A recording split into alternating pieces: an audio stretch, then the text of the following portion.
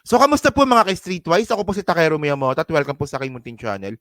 So, mga kababayan, siguro aware naman po tayo dito kay Jonathan Morales na siya po yung naglabas ng peking dokumento regarding nga po dito kay PBBM.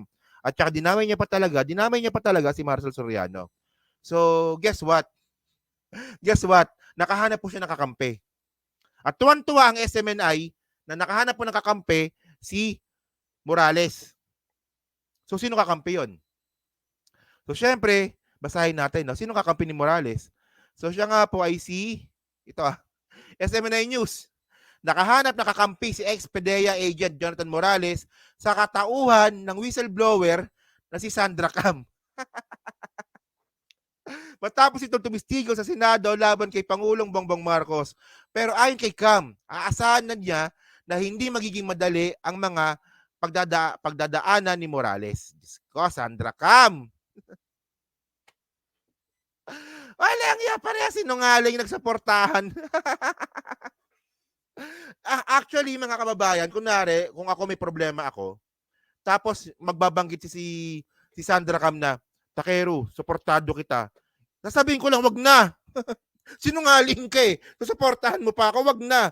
Baka madamay pa ako sa iyo. So as usual mga kababayan, 'di ba? Same sinungaling flocks together. Parang parang ibon, 'di ba? Ganyan talaga mga kababayan, same feathers flock together. O SMNI sinungaling. Sandra Cam sinungaling. O Morales sinungaling. Bato de la Rosa bobo. O so magkakasama talaga sila. At saka di ba kayo nagugulat? Iisang group of people lang sila. Di ba? Iisang group of people lang sila. So ito, ano natin to, no? Okay, sabi dito. I really pitied him. Okay. So, dito na tayo, no? So, panoorin natin yung video nga ni Sandra Cam. Actually, ito yung report nga po ng SMNI, no? So, panoorin natin to. Yesterday. As a matter of fact, I cried.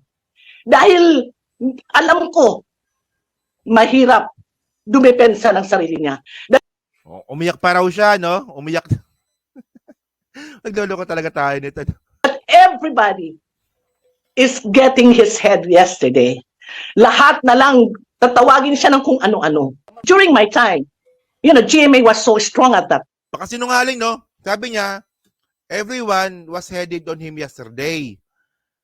Actually, hindi ganun yun. Kakampi niya nga si Bato eh. Yung mismong chairman ng committee, kakampi niya eh. Kakampi ni Morales eh. Ano sinasabi nito? Kita mo, paawa talaga, no? Sinungaling talaga. Time.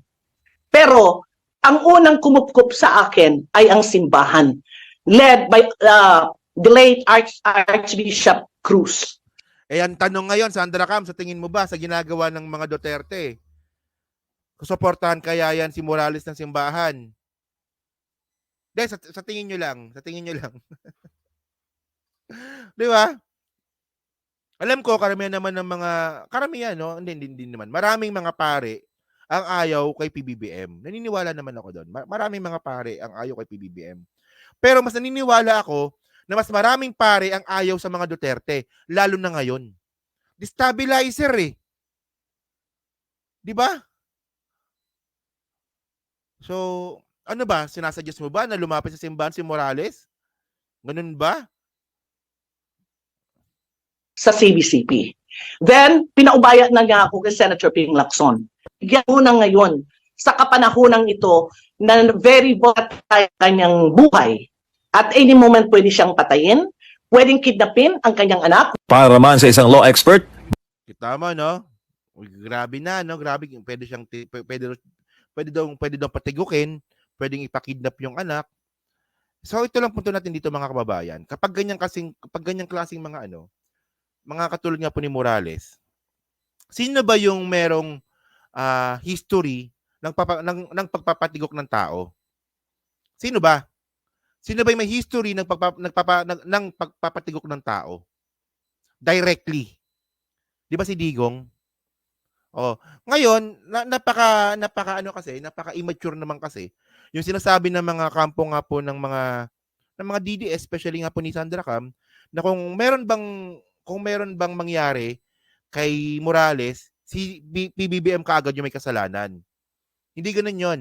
Paano kung it's other way around? Paano kung si Digong ang gumawa nun para pagbintangan si PBBM?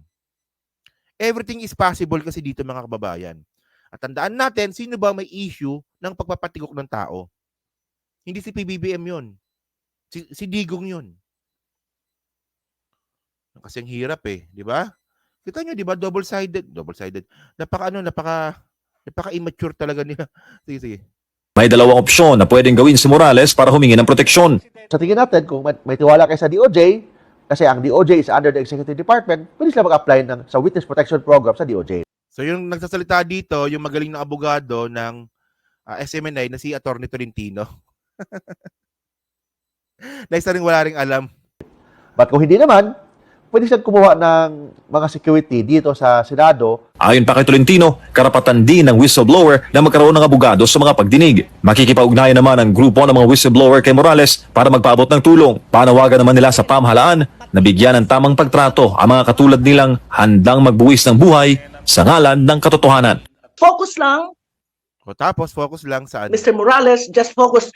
I love you and I congratulate you the way you So love niya daw, sige nga, mag-sex nga kayo. Love mo pala. Walang yan to. Nagluloko tayo ng mga to, no?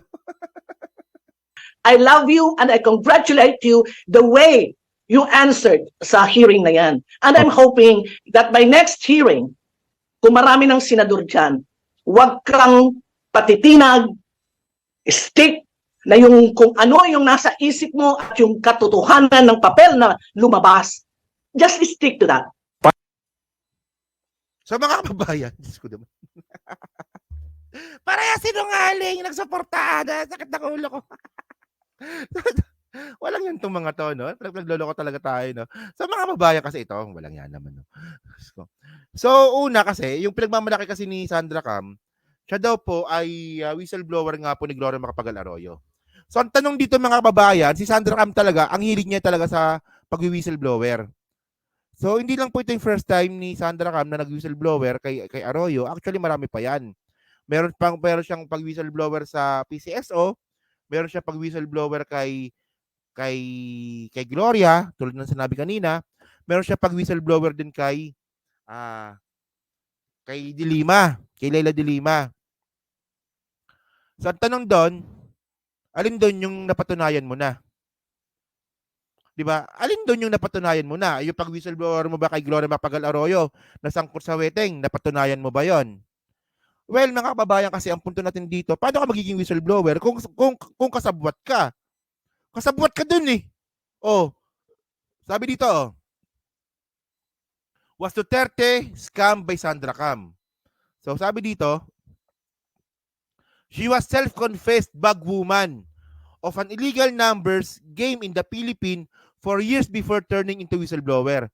In 2005, she exposed the web corruption involving small-town lotteries and big-time politician in the country. So bagwoman ka pala. Bagwoman ka pala ng weteng. So mga kababayan kasi, para kasi sa akin, kapag ganyan, yung dati mong kasabwat na bumaliktad, para sa akin, hindi yan whistleblower. Para kasi sa akin, hindi naman babaliktad yan kung masaya siya doon.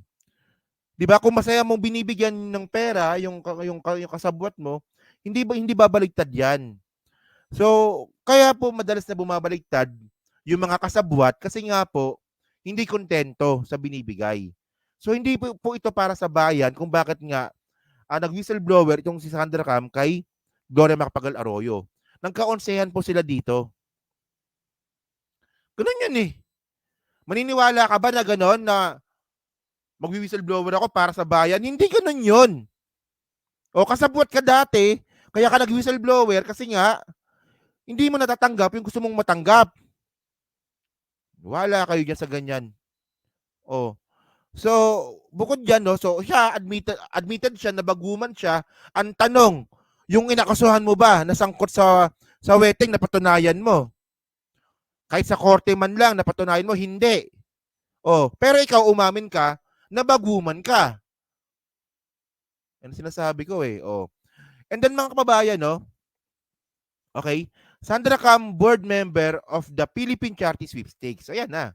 Oh. Is being accused of having undeclared wealth amounting to about 500 million. Di ba? So, nung naging board member nga si Sandra Cam, may issue din pala siya sa pera. Oh. Yan ang sinasabi ko eh. Oh, tapos, ito yung mga ginawa ni Sandra Cam. Oh, 2018, Cam exposes PCSO multi-million peso Christmas party in 2017, during which the agency spent 10 million pesos.